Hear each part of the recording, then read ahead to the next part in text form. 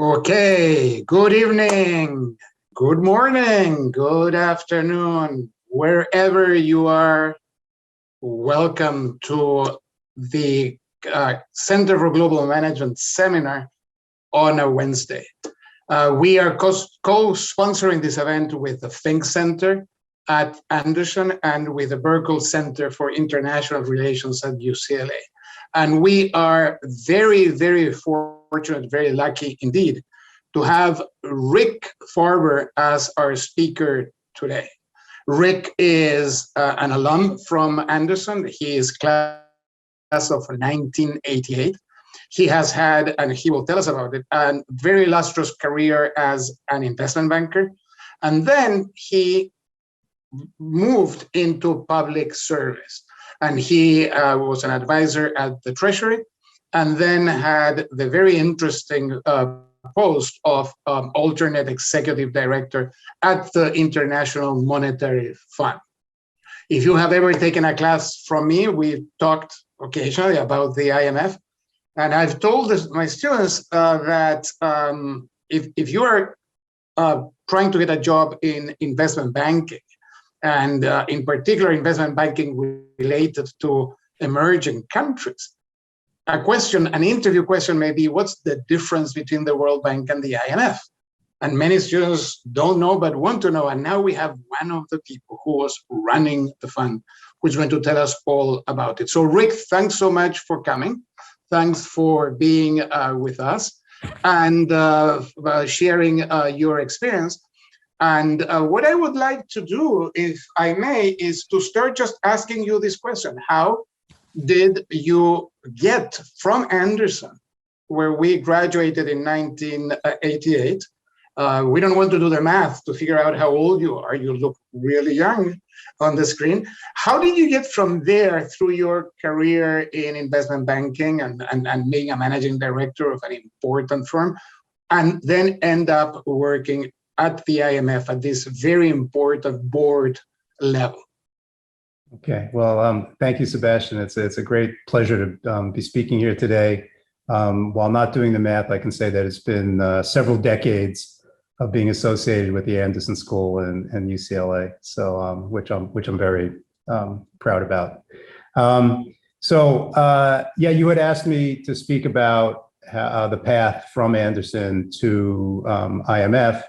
And I think of it in terms of like acts in a play. So act one was graduate Anderson and head to New York. And first job out of Anderson was at Lehman Brothers, first as an institutional equity trader, and then 4 years trading a proprietary energy book, which was mostly crude oil. My time there was framed by the Gulf War, both before, during, and after. And so for each of to make this not like a standard bio, I'll give one takeaway from each of the jobs that I had. And the takeaway from my time trading energy for Lehman was that it really grounded me in the need to have a risk management framework. So energy prices, as we all know, are very volatile. Most of the moves, the price movements happen overnight and in other parts of the world.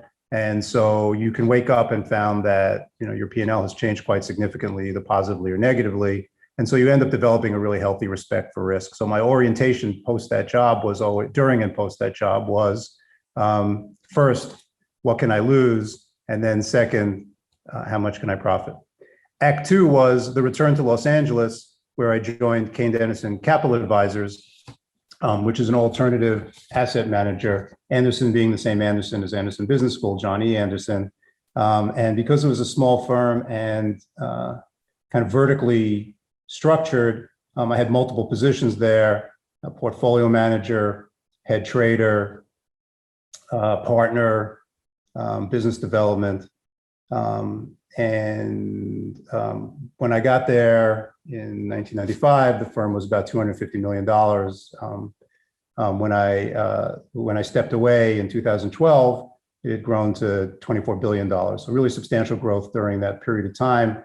And I attribute that to the culture at Kayne Anderson, which I didn't know going in, but was very evident once I was there, which was it's based on two things.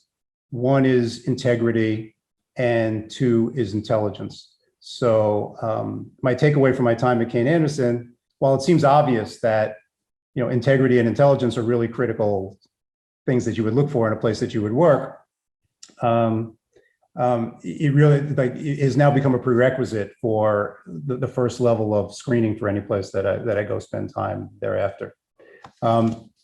Act 3 was after, as I said, stepping down from Kane Anderson. I wanted to reallocate my time among the 5 areas that are most important to me. So that was work, family, health and athletics, education, and then philanthropic, nonprofit, and pro bono type activities, which I was able to do while founding and running my single family office. So the takeaway, at least from the investing portion of that period of time, was, I went from a world of managing other people's money to then investing principal capital. Also, I went from a world of daily mark-to-markets to essentially no mark-to-market. And it really changes your orientation, again, to risk, to return, and then also to asset allocation, which is always, which I remember from my days at Anderson, was always a main tenet of Professor Cockram's conversations. So during that period of time, I found myself moving more in the direction of impact investing, of social entrepreneurship, of stakeholder versus shareholder interests, and developed a desire to go into public service. And so thinking, where could I have the maximum impact in public service? For me, that was working for the US government, so impacting all Americans, which is the largest scale that I could have imagined. So in 2018, I was offered the position of Assistant Secretary for Financial Markets at the Treasury. And came, in order to start immediately, I came in as a senior advisor, as you mentioned. And it's really a combination. First of all, the main function is, at least for that area, is the issuance of all the US Treasury debt, but also financial stability. And there also is a meaningful risk management function there too. And the takeaway from that period of time is, we're all familiar with Ronald Reagan's comments about government being the problem. And I would very much take the opposite point of view, that government does great and essential work. The people I worked with were super smart and super dedicated. And I think people think of government a little bit like the way they think of insurance, which is you don't really value it until you actually need it. And while I was there, I was offered the position of alternate executive director for the United States on the executive board of the IMF, one of 2 people in the United States representing our country at the IMF. And the takeaway for that, just to build a little bit of suspense, is I'll save that for the end of the presentation, kind of like SportsCenter does their highlights at the end. Okay, thanks, Rick. That's fascinating. I jotted down a number of things that you said that if we just stayed with this first part, we could talk for hours. So you opened a number of avenues, but I will refrain from going in that direction yet. And I will ask you to tell us about the IMF. As I pointed out, most of our students don't know exactly what it is. They know it's important. And when I tell them, if you want to work on the international desk at Goldman or JP Morgan or any of the houses, you may be asked in the interview, what do you think the IMF will do next in Venezuela or some country or something? So tell us about the IMF. Tell us a list of things, 2, 3, 25, about the IMF that either you knew before or that came into your knowledge as you worked there. Sure. So I'll pick a round number of 10. So 10 things you may not already know about the IMF. So first, how and when was it founded? So it came into existence in 1944 and then officially operating in 1945, same time as the World Bank, it came out of the Bretton Woods Conference, which was convened to restructure the international monetary system after World War II. So the purpose was to foster global growth and secure financial security.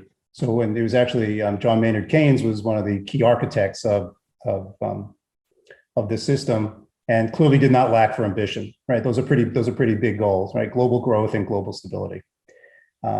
So the structure of the IMF is pretty much the same as it was originally. It's a membership-based organization. The members being 190 countries from all over the globe, and each country pledges capital, which is called a quota. And so it's kind of like a co-op model, and the quotas are intended to approximate a country's relative presence in the world economy. Okay, three main functions. So IMF is best known for lending. In fact, it's often called the lender of last resort. But there are two other key functions that the IMF performs. One of them is surveillance, which means, in this case, monitoring the economic and financial policies of the 190 member countries and identifying potential risks to stability and policy adjustments.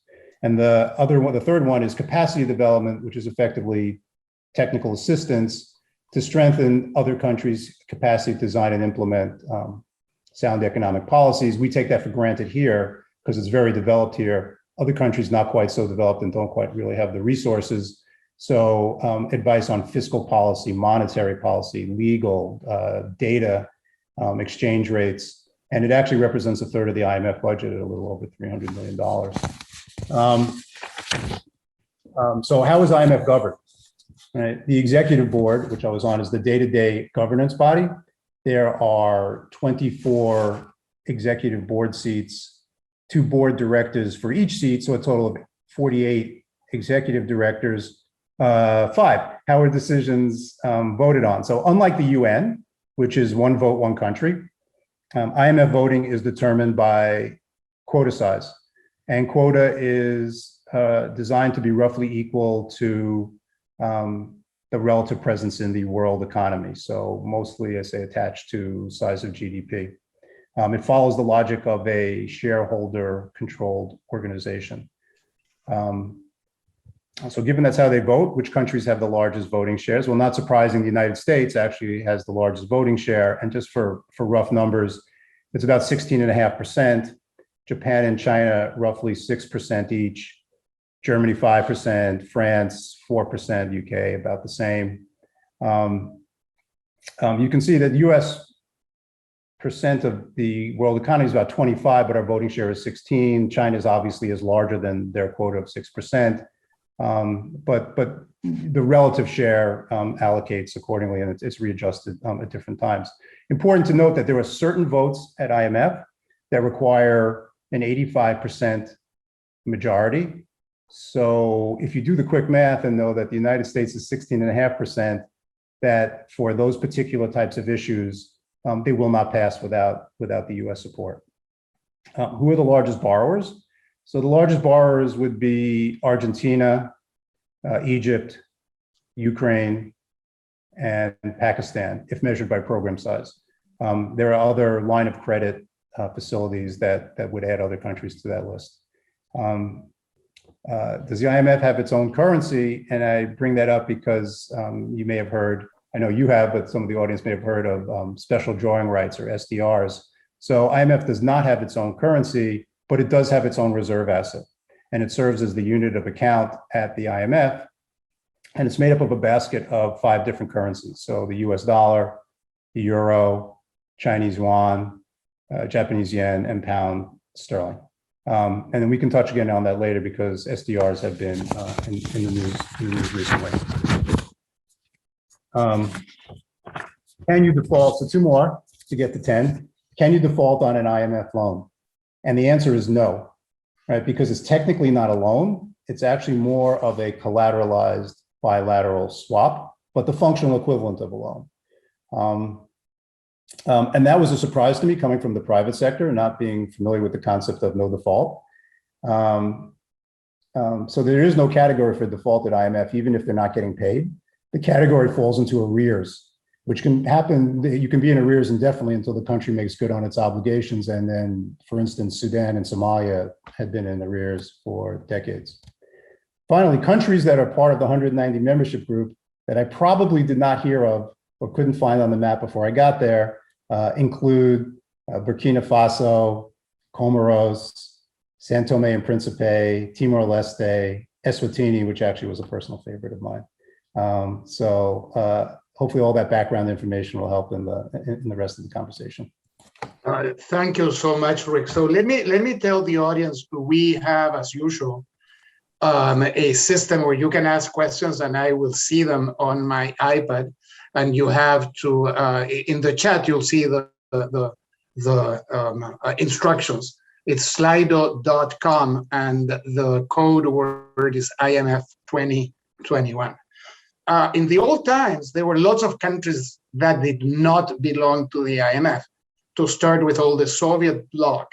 Today, with 190, there are very few that don't belong to it. Do you have a sense of which are those and whether the fund would like them to join? Or I think that the two that come to my mind are Cuba and North Korea, but there are more. I cannot think of the others. So would the fund like to have Cuba as a member?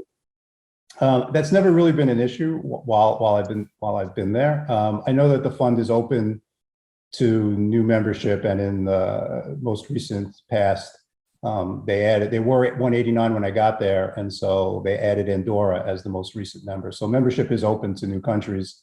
Can't really speak to when Cuba and North Korea are going to get in there. So yeah. So let me ask you one more question about, because what you said was so interesting. So the three functions that you mentioned. One was lending, which is the one that people are sort of familiar with, which is, as you say, it's more like a collateralized swap rather than a loan. But people, the other one was helping countries build technical capacity, and the third one was surveillance. Did you ever find that combining under the same roof lending money and being the auditor and the surveillance people, it's a little bit of a conflict of interest? In a company, you don't like the auditor to be your bank. I mean, if I tell one of the boards I sit on, let's have to do the auditing of the company, the banker, they would say, well, maybe it's not a great idea. Did you find any sort of issue there? Let's take Pakistan, okay, which is politically very important for the US. The US has veto power, as you pointed out.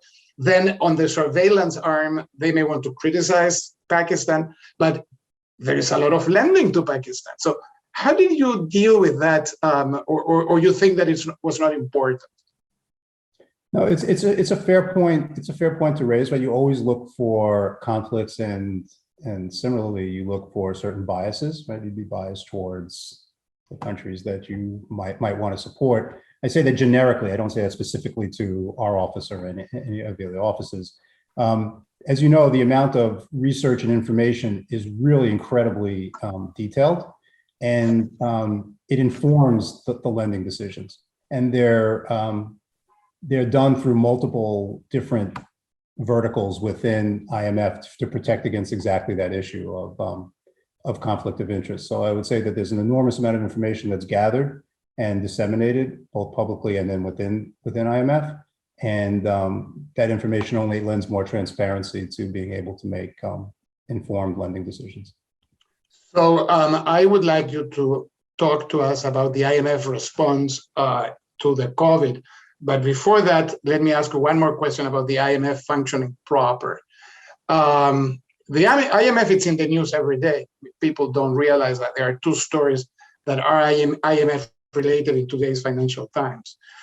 One of them has to do with economics and management, but mostly economics and gender.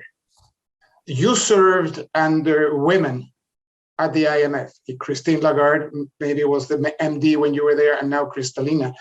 But there was there's one of the senior members of the European Central Bank and the number 2 person of the Central Bank of Spain yesterday called a conference saying we need more women in these kind of institutions. And Lagarde sent a selfie or a photograph showing that she was the only woman at the European Central Bank board. 18 men and her. How did you guys, this is something that our students are, of course, and we are in the faculty very interested. How did you at the board dealt with that issue? I think that the IMF right now has like 28% female in the professional ranks. Is this something that was discussed within the fund? You drove from all over the world, so there are different cultures. How did you deal with that gender issue in the management? Right. There have been individual specific board meetings on gender. There's a special committee on gender. There's a desire for an emphasis on inclusivity of all kinds. So certainly there's international inclusivity because people come from maybe 2012. The people leading the IMF have been women, and the chief economist at IMF is a woman. The head of SPR now is a woman. The actual board composition is skewed towards men, but that's a work in progress, and that comes, that gets appointed by the individual country. So there's very little that we can do about that.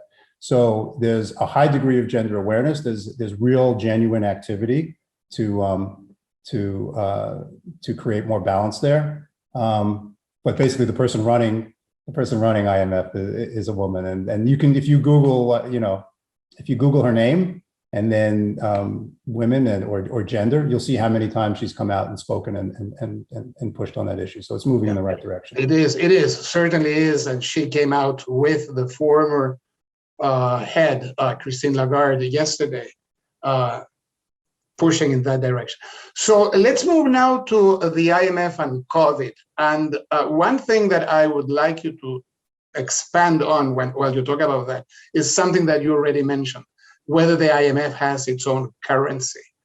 So the IMF has been very active, but it cannot print money as the Fed can, or the European Central Bank, or the Central Bank of Argentina, or the Reserve Bank of Australia.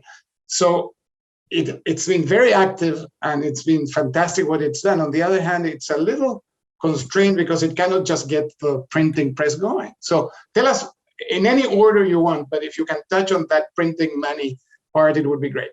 Okay, so I'll get to that in the chronology of going through the IMF response to COVID. And also let me say that, to be at the IMF during that really challenging period of time was incredibly rewarding and really a privilege to be able to feel like, at least in some small way, you're helping to contribute to the global response. But it's really a case study in global crisis management if you look at the sequence of events that have occurred, and really harkens back to the formation of the IMF at Bretton Woods, to show that the use case for IMF is still very necessary and highly functional. So starting in roughly March of actually, let me back up. So there's two issues really to look for in all the response actions. The first is liquidity, which was the first issue to be addressed. And the second is solvency, which was also addressed, but still working through and probably will be working through for some time. So the first step within IMF was providing emergency financing. So putting money in countries' hands as quickly as possible. So the emergency financing facilities already existed. And to date, there have been 85 countries that have participated in that for a total of $110 billion. But they did need to be expanded in order to accommodate the amount of money that needed to come out of IMF and into the reserves of other countries.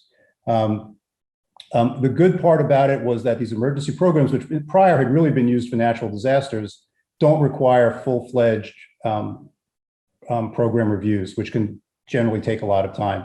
So the money was able to go out in weeks. And also there was no conditionality, meaning there were no conditions on the countries receiving the money. So step one was quickly get money in to address liquidity and health needs, to get it in countries' hands through these emergency financing programs that IMF had, using in total, $1 trillion of resource capacity. Second, also within IMF, was grants for debt relief. So this went out to the 29 poorest countries through a program called CCRT. So that's the Catastrophe Containment and Relief Trust. And it extended debt service relief from IMF obligations to those 29 countries that had IMF programs. After that, moved into bilateral debt relief. So to include outside of the IMF.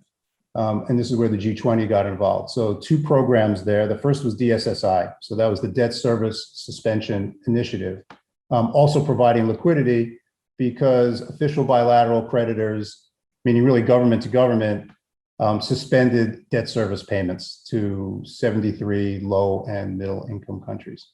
And the goal was to ease the financing constraints for these countries and free up more money to offset the impact of the pandemic. So as of last month, more than 60% of the eligible countries have actually made the request. To be clear, these payments are delayed, they're not forgiven. And the program actually runs through the IMF. The program has a termination period, but it continues to be extended. So right now it's extended until the end of 2021. The next step beyond DSSI was actually something called the Common Framework. And now we move from going to liquidity support to solvency. And this was an agreement of the G20 countries and the Paris Club countries. And the idea was to coordinate and cooperate on debt treatment for those same 73 low-income countries that were eligible for DSSI. And really, it's designed for restructuring government debt. Now, the Paris Club already had a framework for this, but Paris Club, two things. A lot of the lending in the world has now occurred outside of Paris Club, particularly China. And China was not included in the original agreement, so it was important to bring China, India, other countries into the fold. And in that way, it was actually unprecedented. And the goal, again, was to have comparability of treatment so that the creditor countries actually negotiate together with the debtor country. And you can see why that's so important, right? If every individual bilateral lender went to negotiate a restructuring individually, they'd all get different terms. It would take a really long time and it would be fairly chaotic. So this was a really meaningful step forward in adding to global financial stability during the crisis. So who's been left out? So we have, if you owe the IMF, that's been addressed. If you owe other official bilateral creditors, that's been addressed. Well, the piece that's missing is the private creditors. So there have been calls both during DSSI and Common Framework to have private creditors also offer debt service relief.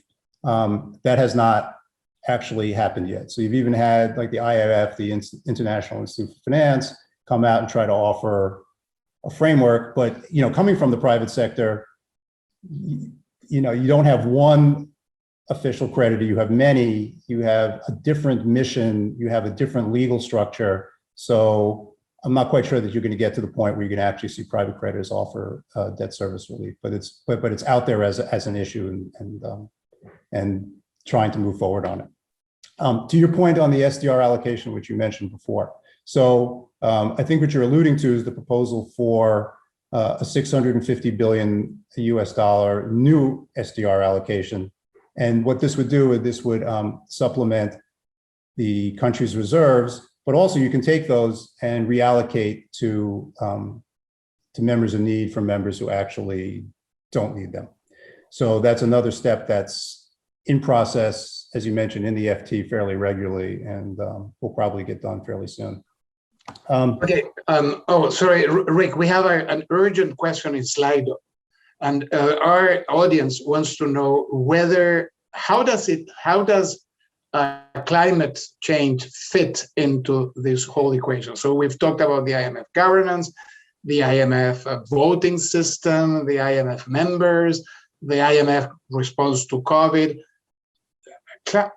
Climate change, how does it fit here? Or has it been, for instance, postponed any efforts because of COVID, or can they move at the same time? How fundamental is that? you were an energy trader, so that's oil and fossil fuels. How did you personally feel about all of this? So tell us a little bit, because we're getting more and more questions on climate change on the slide. Okay. I would say, let's step back and look at it. I would say, my opinion, right, the two biggest existential risks out there to the planet and to the governments that govern the planet are climate change and cryptocurrency. And we can touch on that later if we talk about digital currencies. So there literally at this point is almost no statement bank or like institutions that does not include climate change and addressing that issue in its entirety. Again, recognizing that the IMF is really a financial institution, like, you know, what part of that are we good at? And that is figuring out what the economic and financial impacts would be of climate change. And in fact, some of the countries that I actually mentioned, that the ones you hadn't heard of, are island countries, and their risk of environmental damage is really imminent and material. So it's a very big factor in all the things we talk about. But again, in order to do the things that you do well, we really focus on the economic and financial aspects of climate change. So, and maybe this is the opportunity for you to expand a little bit on conditionality, which is a term that you mentioned. It goes back to the 1950s when the IMF. So what Rick said, this is to the audience, is that the IMF is more like a co-op. So people put in capital, and then that capital, which is about $1 trillion, as Rick said, can be lent to those members in need. But in contrast to the World Bank, the IMF does not go and borrow to lend. It has its capital, which is limited to this amount. And of course, you want to recover whatever you made available to a country in need in order to be able to provide it to the next country in need. And in the 50s, they started saying, well, these are the conditions under which we will lend you or provide you the money, because we think that that's the only way you can return it. And that's how conditionality came into effect. Do you think that they will have green conditionality going forward, where they would say, well, you have to close your budget gap, you have to allow the exchange rates to reflect market force, all the kind of financial conditions that usually, do you think that they would add at some point green conditionality, or do you see that too far away from the core function? Okay, so let me address the conditionality aspect first, and then we'll try to tie it into climate. So, as you know, in the strict sense, IMF only really lends to solve balance of payments needs, right? Now, what the country then does beyond that, right, and uses its fiscal space to go ahead and address the country issues, is then becomes like a separate issue. So within the IMF doesn't take collateral, right? So when it makes a loan, it relies on several things, right? It relies on a set of policies and conditions in exchange for those financial resources. That's the definition of conditionality. In addition, debt sustainability. So debt needs to be sustainable, categorized as sustainable for the IMF to be able to lend money. The country has to be deemed to be able to repay the debt. And they have to do that without exceptional financial assistance or full going into default. The reason for that, about the unsustainable debt situation, is that if the IMF lent into unsustainable debt, then it would make the existing debt and balance of payments problems actually worse. And since the IMF debt is revolving, they need to get the money back to be able to lend to other countries in need. So you mentioned, I'm not going to say it's a conflict of interest, but I'm going to say that, you know, you can divide it almost into two parties. One is those that need to borrow money, and ones that actually generally, like the advanced economies, don't actually need to borrow money from the IMF and end up providing the assets to lend. So borrowers are incented to increase their loan access Creditors want assurance that the loans will be paid, and that's the purpose of conditionality. For the purest sense of will climate be part of that, that's actually not, as long as I was there, was not something that was actually brought up and discussed. But the climate conversation is literally in every single board meeting, statement. It's really critical to what we do. And just one final point on that's a little bit of a change, right? So again, as I said, the purpose of IMF is to solve balance of payment needs. I think around the time of Christine Lagarde, it then became a broader mandate, and things that you mentioned like gender and inclusivity and climate, they attach themselves closer to the UN Sustainable Development Goals as part of the mission. Okay, great. So we now have a new leader here in among the questions. And yes, Rick, you guessed it. It has to do with digital currencies. But before getting there, let me ask you a question that is related to the first point you made about your own career. And this is so that the students will be interested in this. You said that your main lesson from your first assignment was the importance of risk management. And that certainly is related to digital currencies. Now, if you were to advise a young person who is beginning the program and wants to go into finance, would you say that the risk management operation and perspective, how quantitative should that be? Is this, do they really need to get into the math and the stats and all of that? And it pays off, or you can do risk management in a different way? One of the, I mean, you know, poets and quants is the question. And we are trying here at Anderson, as in every top business school, to find a balance between the two. What's your perspective? Did you come into grad school with a strong math background? No, that would not have been my forte, actually. So no. And after you went through all of this, having like coming from a trading background and going into trading jobs, but yeah. But So how important do you think it would be for our students that want to go in sort of the direction that you went to get into the quantitative courses and so on? Or you think that you can get there through a different, more general route? For the overall career, for risk management in particular? For risk management and finance, and end up running the world as you did at the IMF. Look, there clearly, risk management has become a more quantitative field. Things that didn't exist, you know, when I started, like, you know, value at risk, VAR, now became pretty much omnipresent in every portfolio management system. Scenario testing, Monte Carlo simulations. So quantitative is kind of unavoidable at this point, and nor should you really want to avoid it, right? But it's really, they're tools.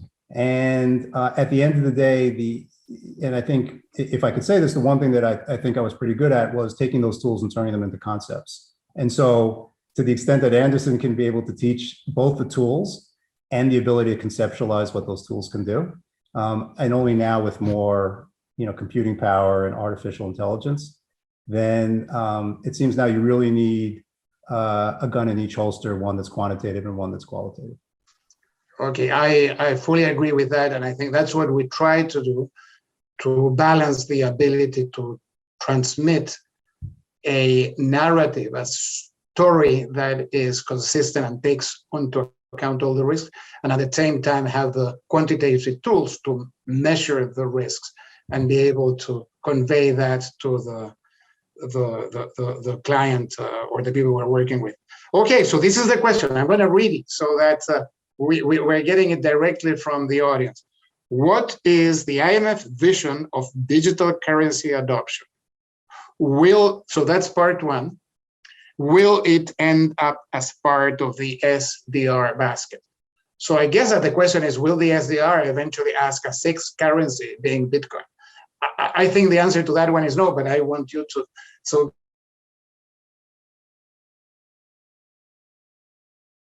currencies? Well, so clearly, right, and particularly for this audience, like, digital currencies are an everyday news item, and quite frankly, kind of an exhilarating news item, if sometimes indecipherable as to actually why it's occurring. The IMF real focus and other financial institutions focus at this point is on CBDCs, so central bank digital currencies. So rather than go and opine on Bitcoin and other digital currencies like that, this is the area that they're focused on at this point, along with the Federal Reserve, along with the Treasury, along with the SEC, along with the CFTC, along with the BIS, along with, and so on, right? So everyone's looking at it, right? In fact, looking at it so much that at the recent Senate hearing that Chairman Powell had, digital currencies, and said research, he said almost like a quote, researching that question is a very high priority, and this is important. He says, we don't need to be first, we need to get it right. Okay, so what is a central bank digital currency? It's a digital form of fiat money that's issued by central banks that could come in two forms, right? So that can be account-based, where you digitize the balances on central bank books, or it could be token-based, so you create a new digital token. It's not connected to an existing account, and commercial banks would hold that in a central bank. So now would a CBDC perform the three functions of money? So the three functions of money are: one, means of payment; two, unit of account; and three, store of value. So it appears on the surface that CBDCs can fulfill these three requirements. So why is it not proceeding faster? What's holding it up? Well, 80% of the world's central banks are either not allowed to have digital currencies, or the legal framework is not clear. Only 40 countries in the world are actually legally allowed to issue digital currency. Most central banks can only issue physical cash. Now, there are countries that have CBDC pilot programs out there, and it's a pretty eclectic group: Bahamas, Sweden, Uruguay. But the one that's most prominent and has gathered the most attention is China. And so there's a concern that, would a Chinese digital currency impact US dollar supremacy and US as a reserve currency? Digital currencies with respect to central banks and world economy, there are some meaningful pros and cons. I'll just touch on a few real quickly. Okay, so one, there's an enormous transfer of information when central banks issue and transact in digital currencies.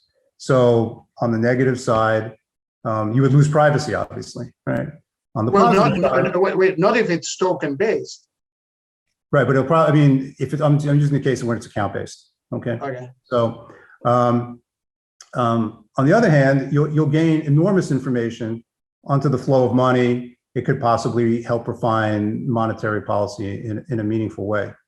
On the other hand, right, it could have a big impact on identifying corruption and reducing AML, CFT issues. So on the other hand, it may impair you, if every country has it, it may impair US abilities to issue and enforce sanctions by other countries. So, that's one set of pros and cons. Another one has to do with cross-border transactions. Just super quick on that.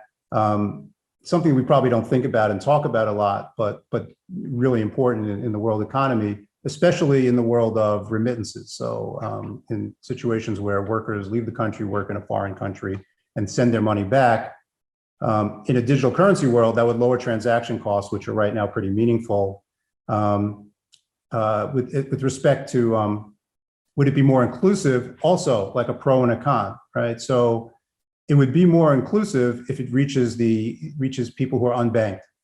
On the other hand, you need digital access in order to get to it.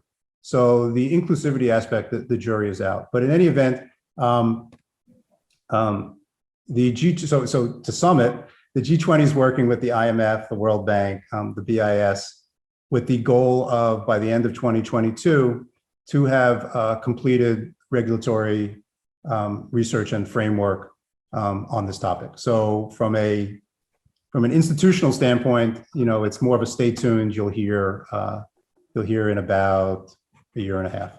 So we have a few minutes left, not too many. So I want to ask you an overall question, going back to the first part of your fascinating presentation about your career.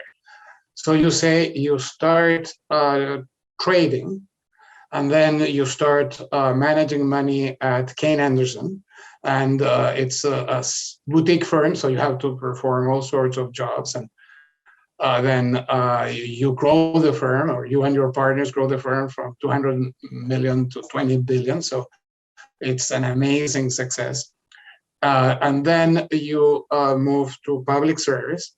But in between those two last steps, you start working and managing your own family office. Okay, so I want you to talk about family offices in the following perspective: related to stability in the world economy, and related to our, right now, one of our most famous alums, the managing partner of Archegos, right? Bill Quagg was, and Archegos has produced losses in the tens, or about $11 billion to two main banks, and the domino effect may keep going. Do you, with the experience that you have personally and at the IMF, do you worry that there is all this world of unregulated institutions that are huge, and Archegos is one of them, that may at the end, through the domino effect, put the world financial system at risk? Do you think that there is something that needs to be done from a regulatory point of view? Is it possible? How do you see this? Does the IMF have to have a voice in this? Right. I would actually say that actually calls more upon my treasury experience than it does. Right. The control of the currency maybe should deal. Yeah. Right. Than it does with my IMF experience. At the heart of it is something that's an issue right now, which is just leverage, or how much debt is in the system. It can be expressed in a lot of different ways. If you're unlevered, and that's generally the financial world that I experienced and utilized myself, if you're unleveraged, you can never go out of business, right? So while it's a two-edged sword, I would say one edge is a lot sharper than the other. And then you see the fallout from that. Is one firm going to take down the entire financial system? No. Like, is Arca going to take down everything? No, I mean, that's not happening. The reforms that came out from the global financial crisis, which actually was a systemic shock, created a lot of different programs and regulation that you can see when this shock occurred.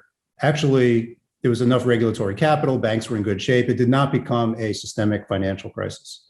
And that's really encouraging, right? But to your point, a lot of that risk has been moved down into the non-bank world, not regulated as well, on everybody's radar screen. So it's really, it's the next area of reform and regulation without offering anything that's specific in that regard. But clearly, if you can, in their particular case, if you can have multiple swap lines and no one really knows how much is in the system, and the magnitude of the losses relative to the potential revenue is just horrendous risk management, right? At some point, somebody should have said, like, hey, this is what we're making, this is what we could lose. Like, this is just a really bad deal, right? But and there should be enough people in these banks to do that. That was value at risk. They didn't have a good value at risk model. Right. Yeah, I mean, this happened again. This happened. A very similar situation was long-term capital, right? So it's long-term capital just pushed down the road with a slightly different name and format. And it'll happen again. I mean, there's the individual blowups that occur because of too much leverage. If you're not too levered, then you don't have to worry about it. If you take leverage out of the system. Now, one of the issues with the COVID crisis is that it actually added leverage to the system, right? At least certainly on the sovereign side, right? So, for instance, there's $16 trillion of fiscal response to COVID, and in order to finance some of that, advanced economies increased their debt to GDP by 20%. Emerging markets increased their debt to GDP by 10%.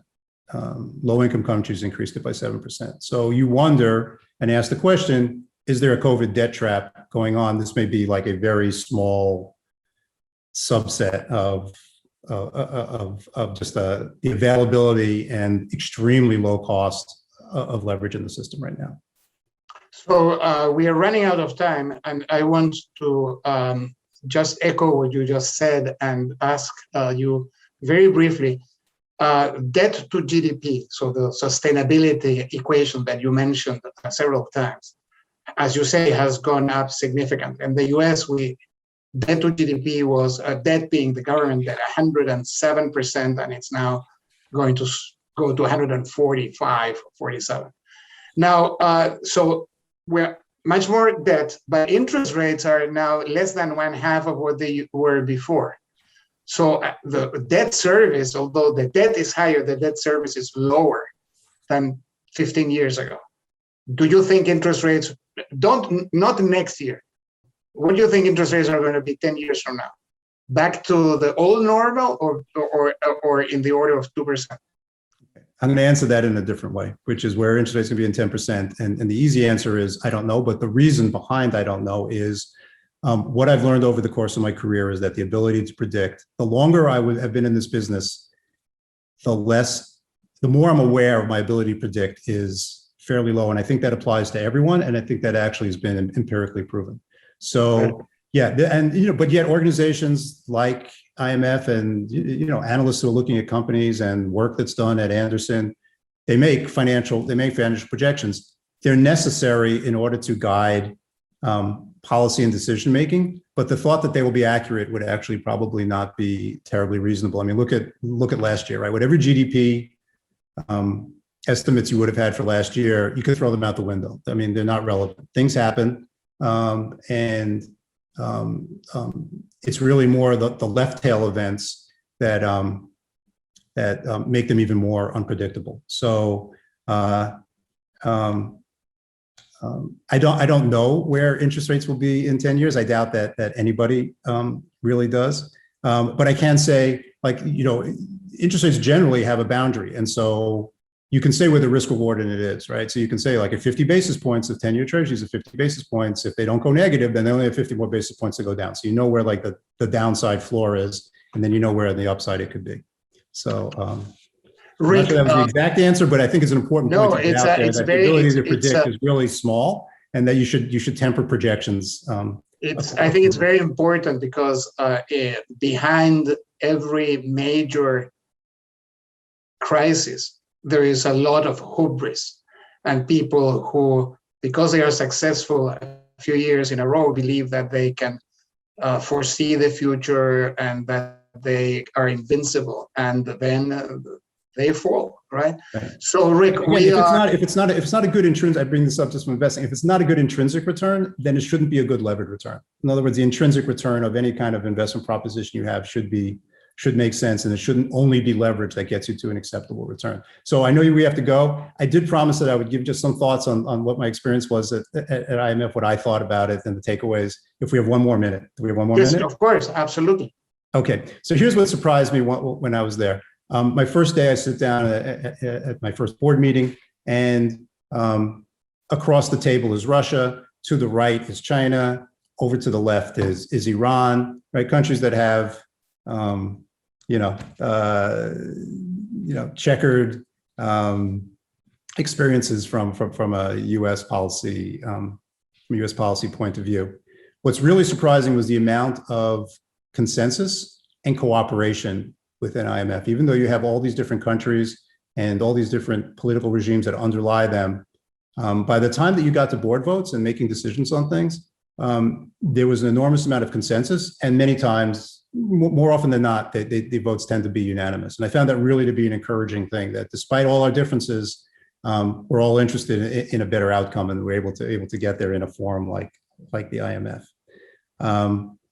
That's a great story. Let me intersect. Did you socialize with people from countries that you had not visited and barely heard? I mean, I'm not talking about the Brits, but someone from, I don't know, one of those small islands. And did you also establish personal relations with those people? Yeah, it's great. Everyone, the culture is really open. And so I've never been to a place where if you ask someone to have coffee, regardless of who they are or what their rank is, they'll say yes. So very open. very sharing. And it speaks to why the IMF is so unique, which is among international financial institutions, which is it's a combination of a lending institution and an academic institution. So it's either a bank within a university or it's a university within a bank. But either way, it makes it a fascinating place to be. And I really incredibly enjoyed my experience there. That's a great description. And we are a university within a university. But we thank you. We're very proud of people like you, Rick, and you in particular. And we are thankful that you shared with us your experience and provide us with new ideas and food for thought. So thank you so much for doing this. And we had a great audience, and I'm sure that everyone enjoyed it. Thanks again. Thanks very much. I enjoyed it too.